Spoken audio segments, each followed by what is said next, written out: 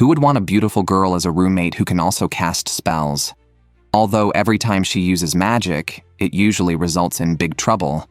Luckily, there's Otogi, her familiar, to clean up the mess. One day, Otogi was harassed by a gang on the street because he had once mocked the leader's hairstyle. 4 of them attacked, but Otogi toyed with them like playing with dogs. Still, he ended up going home injured, telling his father he lost on purpose. His father was non-committal and suddenly mentioned Nico, triggering painful childhood memories for Otogi. Back then, Nico, the little witch, often caused him trouble. Fortunately, she had moved to a witch's sanctuary for training. Now, her training was complete, and she wanted Otogi to be her familiar. Otogi spat out his ramen in surprise. Aren't witches supposed to have animals as familiars? His father explained that their ghost family also had the lineage of familiars, and that their family had an ancient pact with Nico's family. Rules must be followed. Otogi slammed the table in frustration. Why not go yourself? His father would have loved to be the familiar for the high school witch, but he had to go abroad for a long trip starting tomorrow. It had to be Otogi who took on the role, essentially as a bodyguard since Nico was moving back alone. Otogi, also about to live alone, realized they could live together and support each other. He dreaded the intense life ahead, wondering what the clumsy witch had become by now. Just then, Nico crashed through his window on a broomstick, wishing him an early happy new year. She had indeed turned into a beautiful girl and said she was keeping their promise to meet again as an accomplished witch. Otogi was unimpressed and started sweeping up the glass with a broom. Nico was charmed by his dependable demeanor. Imagining their future under the same roof, she daydreamed about potential comic-like scenarios, while Otogi just kept cleaning. After collecting all the glass shards, he prepared to dispose of them. Nico saw this as an opportunity to show off her magic. She asked Otogi to provide something precious as a medium. Otogi handed over his favorite classic mug. The glass was fixed, but his beloved mug broke. The spell worked by consuming the emotional value placed on the object. Otogi was even more upset now. Why should his treasured item be sacrificed to fix glass Nico broke? Nico felt guilty and useless, still always relying on Otogi. Seeing her like this, Otogi softened. After all, she had fixed the glass, and her magic was impressive. He complimented her, capturing the heart of the beautiful girl eager to show off more spells. She tried a spell to make herself thin and flat, and turned herself into a paper-thin person. Unable to control her body, she floated out the window. Otogi chased after her. While floating, Nico vomited paper flowers. Despite Otogi's efforts, he couldn't catch paper-thin Nico. She crashed into a window and got stuck in a crevice, unable to move.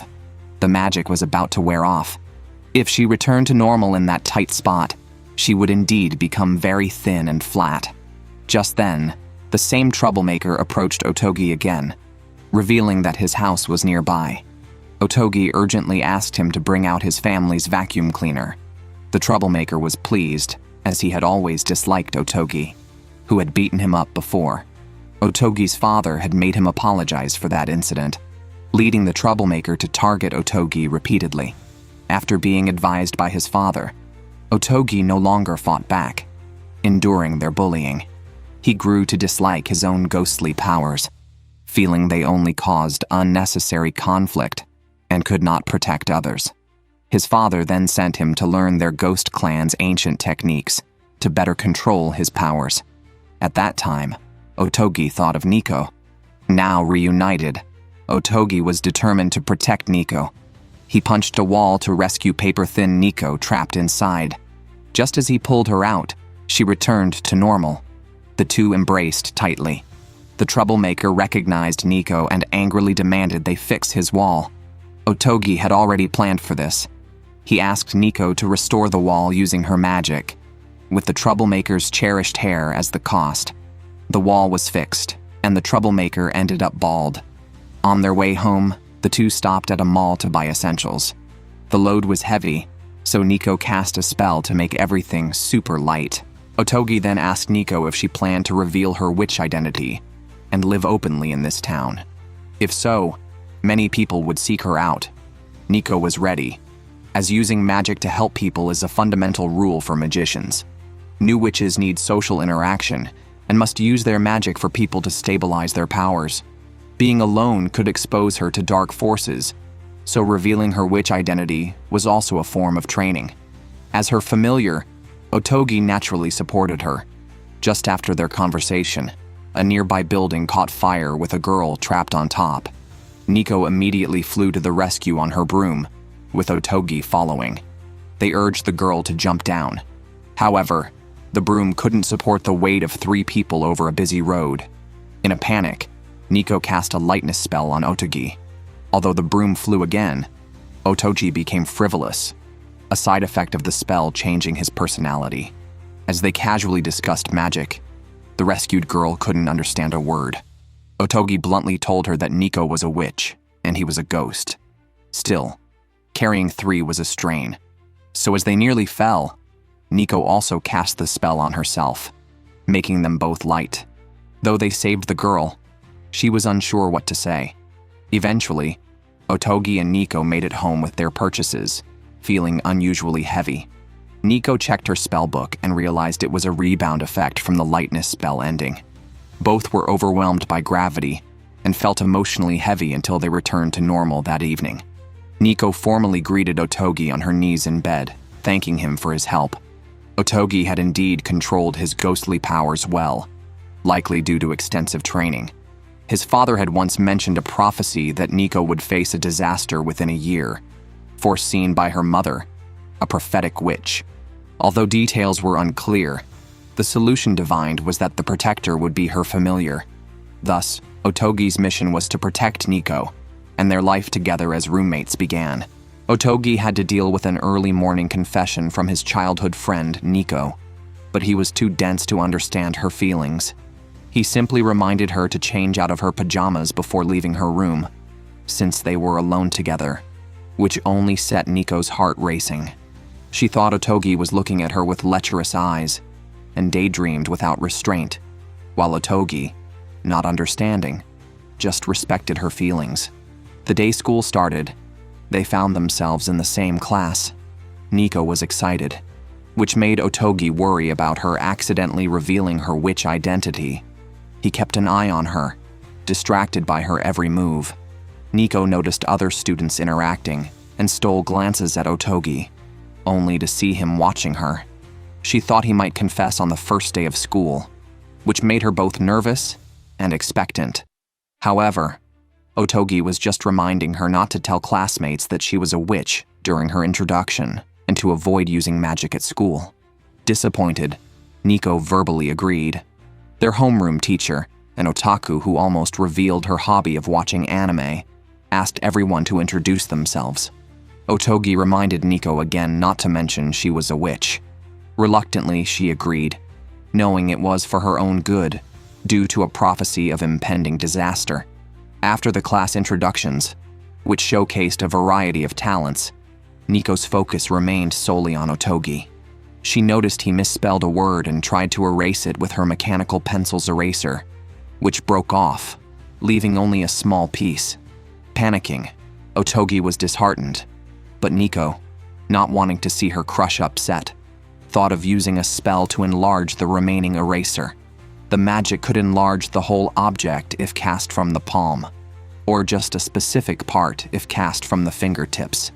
Nico chose the latter, but accidentally hit Otogi's cowlick, causing it to grow rapidly. The teacher was the only one who noticed, facing the biggest challenge of her career. Meanwhile, Nico realized her mistake and tried to reverse the spell, needing to hit the exact spot again. Unfortunately, she missed and enlarged Otogi's head instead. Luckily, he was still unaware, and the class was distracted by another student's introduction.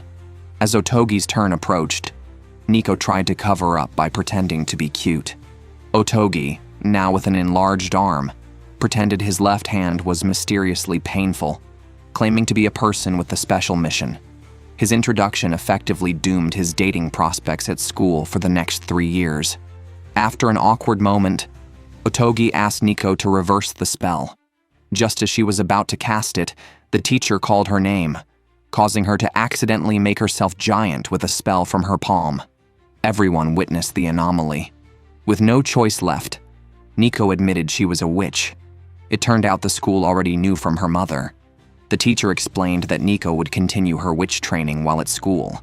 Disheartened, Nico had hoped to make some friends through her introduction, but now doubted anyone would want to approach her.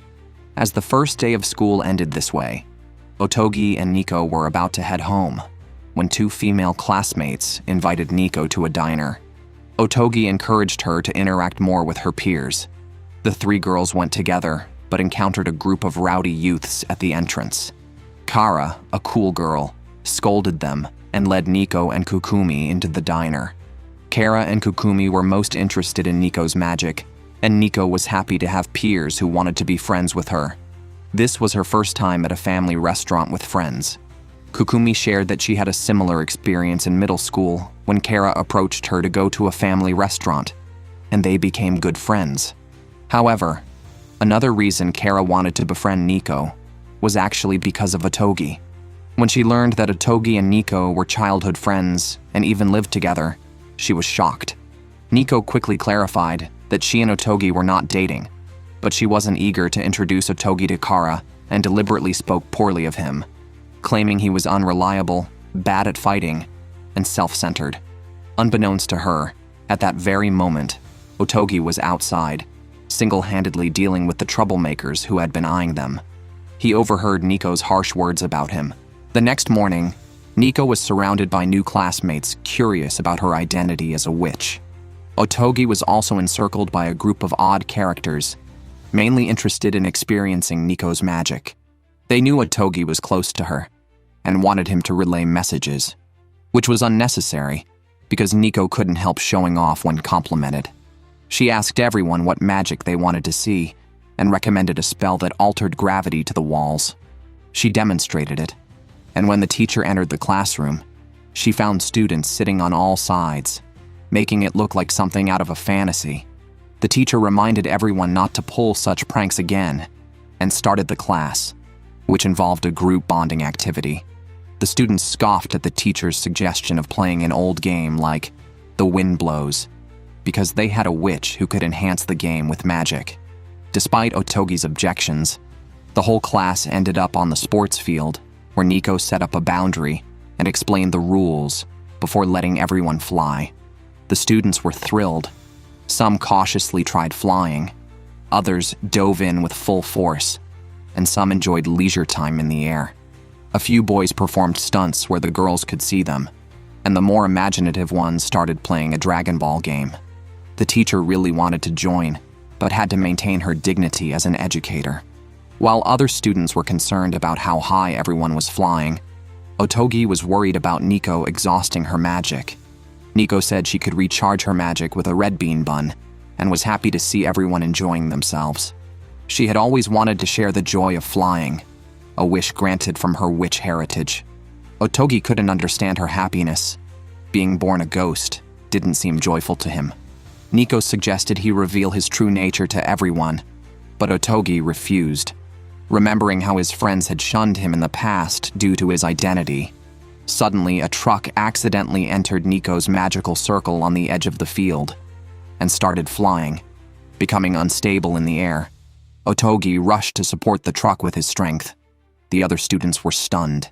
Nico tried to explain it was her magic at work, but Otogi stopped her, choosing to be honest, and started to reveal his true identity as a ghost. Before he could finish, the crowd rushed forward, excitedly praising Otogi's strength. Given that witches existed, and Nico's childhood friend was a ghost, it didn't seem so extraordinary anymore. Thus, the true identities of Otogi and Nico were revealed on the first day of school. Nico's mother was conducting a prophecy by matching numbers in a book to specific pages and lines. Linking the selected words together, she completed the prophetic sentence, which foretold that dogs and raindrops will bring disaster. Meanwhile, Otogi made himself a cup of coffee after waking up, enjoying his happiest moments during the leisure of a holiday. However, Nico tried to seduce him early in the morning by casually walking out of her room in just her pajamas. Unfortunately, Otogi was not swayed and reminded her that even on a day off, one shouldn't be too lazy, joking that she had turned into an old maid. Upon reflection, Nico realized all her clothes were nearly the same, so changing wouldn't make much difference. This realization struck her, and she decided to put more effort into her dressing by using magic to replicate clothes from a fashion magazine, although the backs of the clothes appeared transparent because the magazine only showed fronts. Nico didn't care and strutted out to show Otogi her new outfit. However, Otogi remained uninterested and was about to pour himself more coffee when Nico insisted he stay seated and approached him sideways like a crab, careful not to show her back. She demanded he comment on her new outfit. Otogi, unimpressed, responded nonchalantly and asked if she planned to go out, suggesting they leave now if so. Nico was horrified at the thought of going out dressed like that. Otogi didn't understand why she couldn't wear the outfit outside. Blushing, Nico admitted she just wanted him to see it. Otogi then confessed he preferred her usual attire, finding it lighter and more elegant. He affirmed that people look best in clothes they love, making Nico feel better. She rushed to change, forgetting about the transparent back, which momentarily unsettled Otogi, causing his hand to tremble with his cup. After Nico changed back into her own clothes, Otogi complimented her, saying she looked stunning, which greatly pleased Nico. Unexpectedly, Otogi moved closer, wanting a better look, as if he were about to kiss her. Nico puckered up in anticipation, only to realize Otogi was just interested in her clothes. He even recognized it as an antique dress, which indeed had been passed down from Nico's great-grandmother in France. Excited, Otogi guessed it was from the 1920s, a real treasure. Nico then realized that Otogi's heart raced not for her but because he was a vintage clothing enthusiast. Otogi began talking non-stop about technical terms Nico didn't understand, proudly telling her his jacket was from the 1940s. Nico quickly interrupted him to explain the situation with her earlier outfit, learning that Otogi hadn't seen it clearly due to the light reflection. The next moment, a trash bin came flying his way, a sign that Nico was not pleased with his lack of interest in her body. Living with such a beautiful girl without showing any reaction might make her think he found her annoying. Otogi admitted this, noting that his home had always been quiet with just him and his father, and Nico's presence, though noisy, wasn't bad at all. This comment diffused Nico's anger. Otogi then reassured her to wear what she liked, and his excitement was merely because their tastes in clothing were so similar. With the weather being nice, Otogi suggested they have lunch outside, and just like that, Nico was cheered up instantly. Today, Nico's mother sent many items, all of which were Nico's comics. Included was a letter addressed to Otogi. She began by thanking him for taking care of her daughter. She then explained that she was currently at a sanctuary in Japan, a place where witches settled to avoid witch hunts and where she was practicing her craft. To gain accurate information about an impending calamity, she planned to stay there to enhance her magical powers. For the time being, she had to entrust Nico to Otogi. Otogi grew increasingly frustrated as he read the letter. Despite being peers, why was he expected to act like Nico's mother? He firmly decided to follow Nico's mother's suggestion not to indulge Nico's mischief and to make her handle her own affairs. Nico planned to use magic to move the boxes herself. She cast a cloning spell, creating an exact, albeit half-sized, duplicate of herself. However, two smaller figures moving items weren't as efficient as one adult, and their intelligence was also halved. Thinking more clones would increase efficiency, she ended up with 4 quarter-sized Nikos. Otogi, unable to comment on the absurdity, noticed no improvement in efficiency. The chatter from 4 mouths only made things noisier. Eventually, he had to step in and move the boxes himself. Afterward, he told Nico to revert the clones, but the 4 mini Nikos wanted to play outside it longer. Otogi remembered he hadn't finished the letter. Nico's mother had received a new prophecy stating that dogs and raindrops would bring disaster. He didn't understand what it meant until he heard screaming outside. One of the Nikos was being chased by a dog, and the other 3 were crying. Otogi rushed out and held Nico as the dog's owner, with a loose leash, hurried over, smiling apologetically. Otogi's stern look frightened the owner away.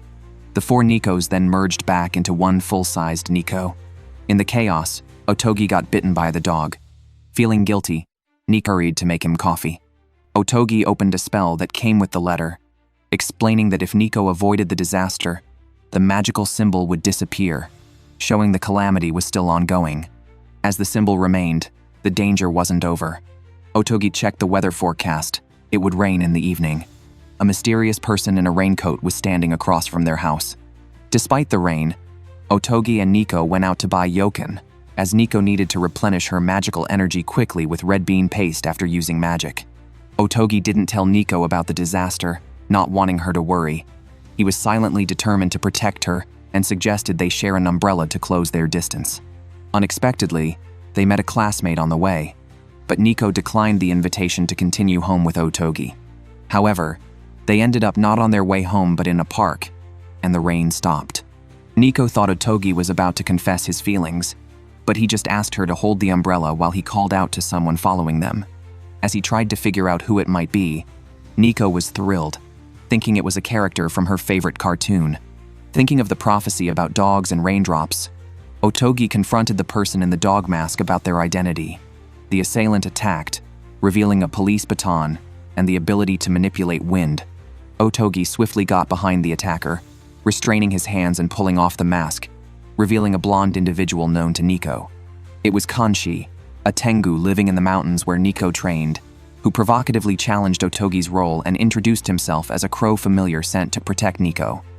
Nico has unexpectedly reconnected with his childhood friend, the Tengu, Kanshi. They hadn't seen each other for nearly 3 years, so Kanshi was especially happy to have a meal with Nico again. The two chatted away about their past training experiences, completely ignoring Otogi's presence.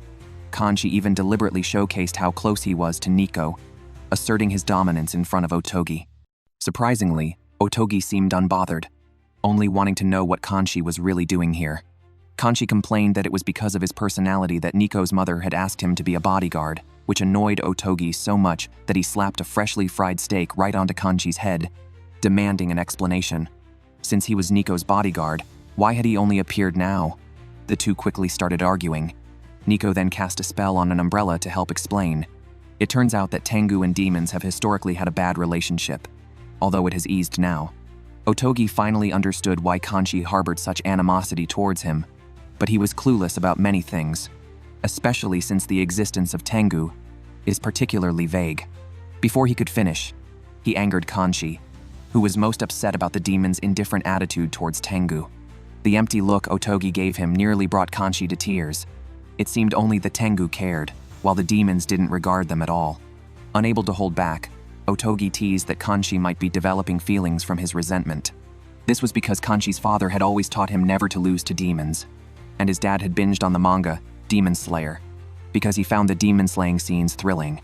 At a loss for words, Otogi pressed Kanshi to confess why he had stayed hidden. Kanshi admitted he wanted to take all the credit alone to elevate the status of the Tengu. Nico smiled appreciatively for Kanshi's protection, but then Umbrella Brother revealed the truth.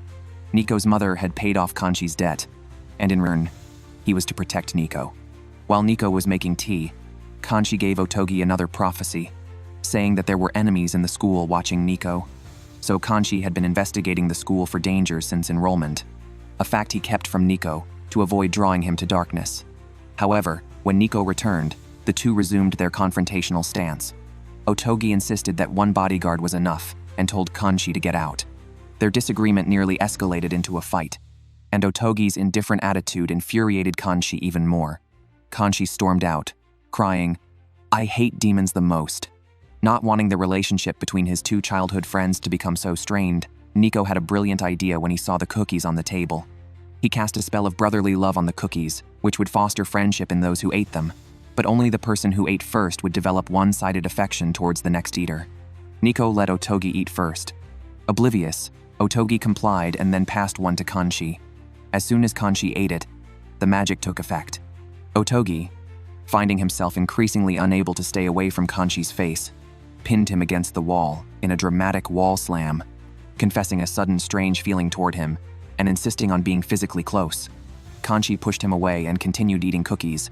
The more he ate, the stronger the magic's effect. Otogi, full of energy, insisted on linking arms with Kanshi, who then turned to Nico for help. Nico blushed, admitting he was quite curious to see them getting along so closely. Poor Kanshi had to run outside to escape the chaos. However, being helpful, he stopped to retrieve a balloon stuck in a tree for 2 kids and accidentally dropped the box of cookies, which the kids and a dog all sampled. Now, all 3 children and the dog were also insisting on being close to Kanchi. When Nico came outside, he was greeted by this bizarre scene. After the magic finally wore off, Nico felt a bit aggrieved upon hearing their accusations. She had only wanted them to get along. Just then, the doorbell rang, providing her a respite. Nico hurried to answer the door, but soon after, a scream echoed from the entrance. Otogi and Kanchi rushed out to find Nico wearing a strange outfit, her hands seemingly tied behind her back. She explained it was an old witch's garment sent by her mother, which she had put on to show Otogi. However, the moment she put it on, the garment hardened, and suddenly 2 eyes opened on its front, declaring that it had taken control of the witch's body. This bizarre ability indicated that their enemy was also a magician. Otogi hesitated to act, fearing the garment would tighten suddenly. Now, Nico's arms were bound, preventing her from using magic, and the garment even carried her away flying. Neither Otogi nor Kanchi could fly, but fortunately, as a Tengu, Kanchi could command crows to follow her while he and Otogi chased on the ground. Nico wasn't worried about her safety, confident that Otogi would always come to her rescue. She recalled the time she climbed a tree to retrieve a kite using her magic wand, only to drop it and get stuck in the tree until Otogi found her. Soon, Otogi and Kanchi spotted Nico in the air. The area was too open with nothing to climb on, but luckily, Umbrella Brother caught up. Otogi had an idea.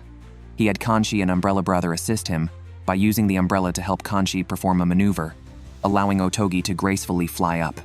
The enemy then made Nico's garment as hard as armor, which played right into Otogi's hands. He smashed it with a punch, shattering the garment completely. A naked Nico fell, but Kanchi quickly performed another maneuver below, ensuring her gentle landing, while Otogi crash-landed on the ground. Fortunately, both were unharmed, and the garment was reduced to ordinary cloth pieces. They gained no clues about the enemy, and Nico felt a bit guilty for her carelessness. Otogi assured her it wasn't her fault, but advised more caution in the future. The magical seal from Nico's mother had not disappeared, indicating the crisis was not yet over. However, with him and Kanchi around, Nico only needed to live as usual. Seizing the opportunity, Kanchi suggested moving into their house, as originally agreed by their parents. Familiars cooperating closely would better protect Nico. Of course, Kanchi wouldn't tell them his suggestion was also because he could no longer afford his rent-a-fact already betrayed by the overly honest Umbrella Brother. To foster future cooperation, Otogi and Kanchi decided to set aside their prejudices and get along well, exactly what Nico wanted to see. She knew both her childhood friends were strong yet feared loneliness. Making good friends was also beneficial for them. After wrapping up, they took a group selfie to send to Nico's mom. On their way back, neighbors warmly greeted Kanchi, surprising him how quickly he had won everyone over with his pleasant personality, making his interaction with Otogi much less painful. Nico's good friend Kukumi is an artist who posts her fan art online. Unexpectedly, their homeroom teacher had also read the same manga and shipped the same couple as Kukumi. Hearing their discussion, her ears perked up immediately. From their conversation, she pinpointed Kukumi's account, which happened to be her favorite artist. However, knowing that otakus on social media hate having their real-life information revealed, the teacher pretended to know nothing. But then she saw a picture on Kukumi's phone, confirming that Kukumi was indeed her beloved artist. Afterward, she was so distracted even at work, as she was a longtime fan of Kukumi. As Kukumi's artwork improved and her fanbase grew, the teacher felt a sense of pride as if her own daughter had succeeded. She meticulously critiqued each drawing. The quality of the artwork was unquestionable, but most importantly, the interpretation of the characters' relationships was extremely precise. Although the 2 characters knew each other through another character and seemed to have no interaction in the original work, in episode 35 during the retreat segment, they both subtly became aware of each other's school rankings. And one of them, a character with overwhelming strength, actually cared about others' rankings. What else could this be if not love? Kukumi's latest fan art depicted a scene from episode 57 where the 2 characters accidentally expressed their feelings. Besides their fans, no one else cared. Moreover, Kukumi used a scarf to represent the complex emotional changes of the characters. The composition was so divine that the teacher could think of no other word to describe it. She involuntarily called out Kukumi's name. Unexpectedly, Kukumi had just come to the office to deliver a promotional draft, which also included illustrations. The teacher barely composed herself when she saw the illustrations characters from that manga. She couldn't contain herself and ended up discussing art with Kukumi. Kukumi openly admitted she was a hardcore otaku and asked if the teacher also liked manga. Unfortunately, the teacher didn't have the courage to admit it. However, the next second, Kukumi saw the manga on her desk, quickly expressing her love for it and asking which part the teacher liked. Under Kumi's pressing, the teacher ended up chatting along. At that moment, Kukumi pulled out a pendant the teacher had accidentally dropped in the classroom, revealing she had known all along that they shared the same favorite. She couldn't understand why the teacher hid it and wanted to discuss the manga more. At this point, the teacher had no choice but to admit it, succumbing to Kukumi's gentle persistence. On the other side, Nico was approached by a male classmate who hoped she could help him reduce his presence so he could sneak out to use the bathroom during class without being noticed. Otogi was speechless. Was magic really necessary for such a trivial matter? In fact, this boy had a psychological trauma from childhood, as he was mocked by other boys when using the school bathroom. Since then, he had been terrified of this situation. Fortunately, Nico actually knew such a spell. By maintaining a specific hand gesture, he could instantly erase his presence. Thus, during the 5th period, when the boy's stomach hurt again, he glanced at Otogi, who gave him an encouraging look. He immediately assumed the position and carefully headed towards the classroom door, erasing his presence. Unexpectedly, he encountered the gym teacher patrolling halfway. Even though he had erased his presence, the gym teacher, with his keen sense of smell, almost detected him. Luckily, Otogi came out and distracted the gym teacher. The boy took this opportunity to dash to the bathroom, only to realize he couldn't pull down his pants while maintaining the position. If he stopped now, people in the class would soon notice his absence. Just as he was about to reach his limit, the bell rang for the end of class. Seizing the moment, he quickly pulled down his pants and relieved himself. Soon, a few boys entered the bathroom and noticed someone was using it, but they did not mock him. This helped the boy overcome his psychological trauma, and he decided to confidently ask for a bathroom break in the future. Still, he was grateful to Nico for using magic for such a trivial matter. At this moment, Nico's wand in her backpack started glowing. It was the magic stone on it. Magic stones for novice witches glow blue, turning pure white when they can stand alone. Nico's magic stone was now turning white, a sign of her growth. Nico decided to continue listening to everyone's troubles and use magic to bring them happiness, unaware that another witch was watching all this. Today, as Nico and her friends were returning home from school, a teacher stopped them at the door. It turned out a cat had hidden under his car, preventing him from driving home. Otogi simply lifted the car, and the cat ran away. The girls were attracted by Otogi's strength and came over to flirt with him. However, the cat was actually the other witch in disguise, targeting Otogi to make him her familiar. But this witch, Nemu, appeared to be socially anxious, turning back into a cat and following the trio home. Soon, spotted the cat. Kanchi and Nico both wanted to pet her, but the cat hissed at them, as her only target was Otogi. Nemu learned that Otogi, young as he was, had mastered the art of Oni-gen, a highly regarded demon in the industry. Later, hearing that he had become Nico's familiar, she was shocked and envious. Thinking she also had the right to contract with a demon, she planned to woo him away, but her social anxiety prevented her from approaching directly. She just followed them home as a cat, even being allowed inside. Nico and Kanchi didn't mind. The two fools were busy with their gashapon toys. Just as Nemu was getting annoyed by them, Nico suddenly rushed over and instinctively touched her back. Nemu, startled, jumped onto Kanchi, nearly getting hugged by him, but finally leaped onto Otogi's lap. Seeing his face, she couldn't help but feel her heart pound. Otogi took this opportunity to teach them the proper way to pet a cat, starting with the neck where a cat can't groom itself. Nemu didn't resist at all and settled down on Otogi's lap. Then he gently stroked her back, and Nemu not only didn't resist but felt enveloped by a sense of security. Otogi's hands made her reluctant to leave, and she almost fell asleep, nearly forgetting that her transformation spell would revert if she fell asleep. She couldn't give up the pleasure, eventually turning back into her human form.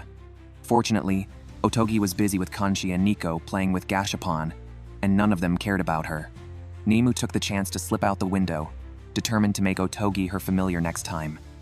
Today, Nico cast a love success spell for a female classmate, hoping her confession would be successful. However, their conversation was overheard by another boy.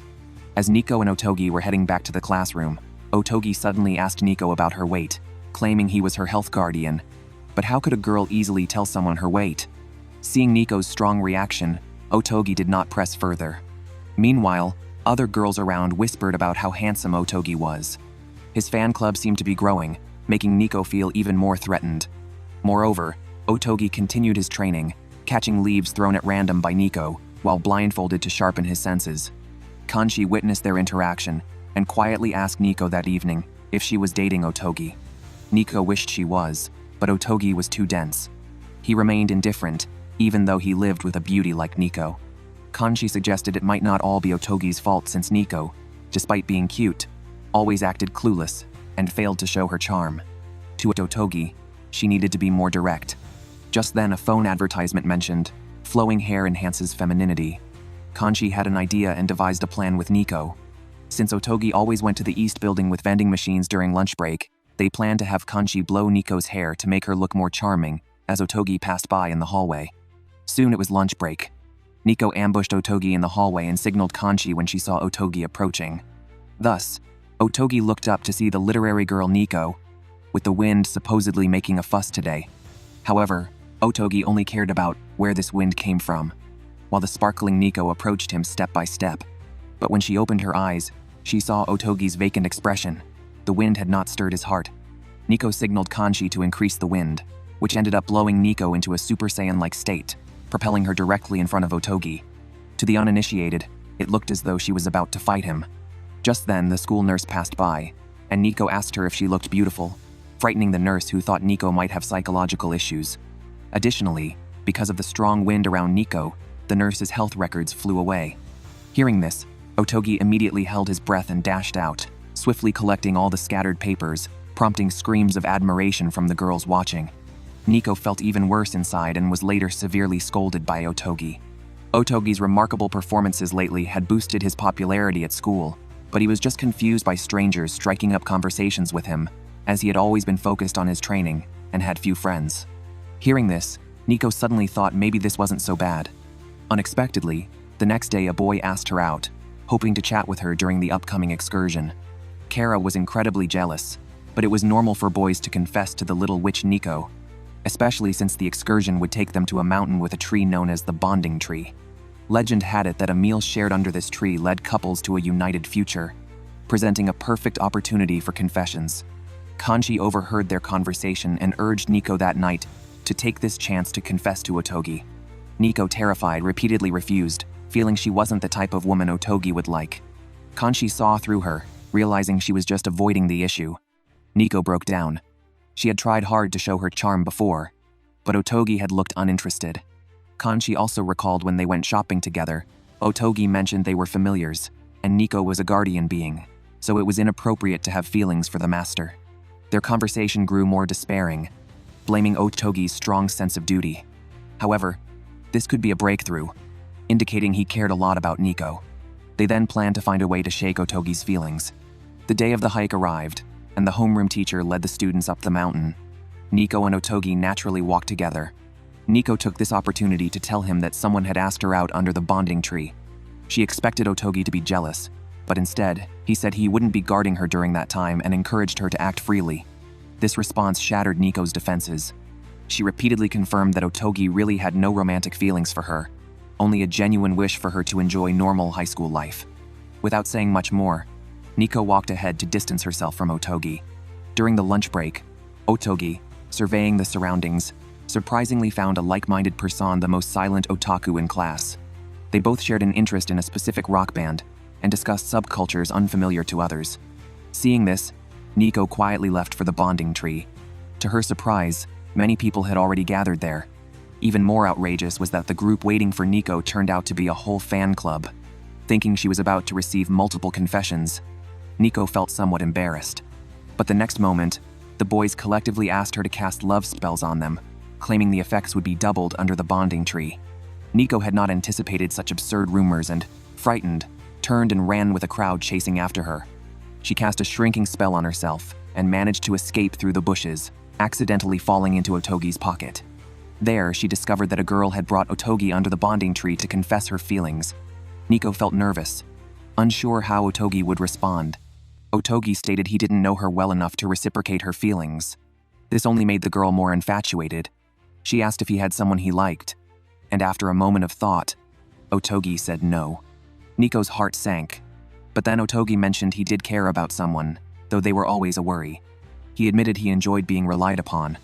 The girl suggested this must mean he liked that person, and encouraged Otogi to recall any moments when he might have felt affection for them. Nico also reminisced. She remembered crying on the steps as a child when her father left her and her mother. The relationship between her parents was always strained, with her father often saying, "It's too difficult for a normal human and a witch to be family." This time, it was because Nico's magical powers had accidentally exploded and damaged their home. Her father couldn't tolerate it, and Nico blamed herself, fearing her powers would make her increasingly disliked. Crying, she wished her father would hug her again. Otogi then hugged her tightly, giving her a sense of warmth. Coming out of the memory, Otogi unintentionally smiled, saying he remembered. He then said goodbye to the girl and planned to find somewhere to eat. Nico took the chance to fly out, but a gust of wind blew her back, and her magic wore off. Fortunately, Otogi caught her in time. They looked into each other's eyes, and an ambiguous atmosphere emerged. Kanji watched silently from the tree, hiding his role. He also encountered an old man who revealed a truth: the big tree wasn't the real bonding tree. The real bonding tree was an inconspicuous little oak nearby, a fact that had become distorted by rumors from their generation, and it just so happened that Otogi and Nico were under that little oak tree having their meal.